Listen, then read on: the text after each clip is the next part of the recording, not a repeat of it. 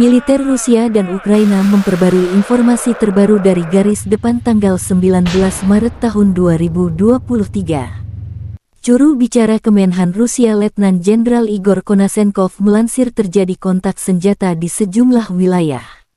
Di arah Kupiansk, penerbangan operasional taktis, artileri, dan sistem penyembur api berat kelompok pasukan Zapad menggempur pasukan angkatan bersenjata Ukraina AFU di dekat Devurehnaya, Timkovka, Olsana, wilayah Kharkov dan Novoselovskoye, Republik Rakyat Lugansk.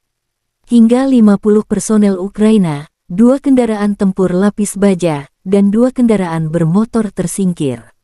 Jet tempur menembak jatuh 1 helikopter Mi-8 Angkatan Udara Ukraina di dekat Kupiansk, wilayah Kharkov. Pasukan pertahanan udara Rusia mencegat 9 proyektil HIMARS dan OLHMLRS. Selain itu, 7 kendaraan udara tak berawak Ukraina ditembak jatuh di dekat Kotliarovka, wilayah Kharkov, Chernopopovka, Golikovo, Republik Rakyat Lugansk, Blagodatnoye, Kirilovka, Republik Rakyat Donetsk, dan Staraya Zebryevka, wilayah Kherson.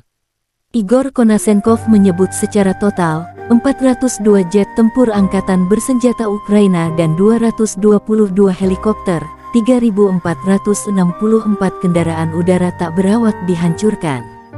Termasuk 414 sistem rudal pertahanan udara, 8.338 tank dan kendaraan tempur lapis baja lainnya, 1.069 kendaraan tempur yang dilengkapi dengan MLRS, 4.388 meriam dan mortir artileri lapangan, serta 9.011 unit khusus peralatan militer dihancurkan selama operasi militer khusus. Dari kubu Kiev, Kemenhan Ukraina melansir 710 prajurit Rusia dinetralkan dalam 24 jam terakhir. Secara total Kremlin kehilangan 164.910 prajurit sejak awal konflik, termasuk 3.532 tank, 6.853 unit artileri serta 305 jet tempur dan 298 helikopter Rusia dihancurkan. Konflik Rusia-Ukraina memasuki tahun kedua, belum ada tanda perdamaian. Бажаю здоров'я, шановні українці. Завершується ще один тиждень нашої оборони проти держави зла.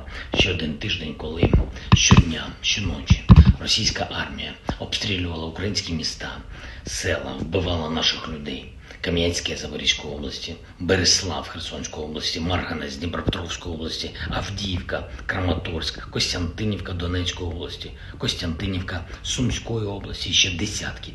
Terima kasih sudah nonton.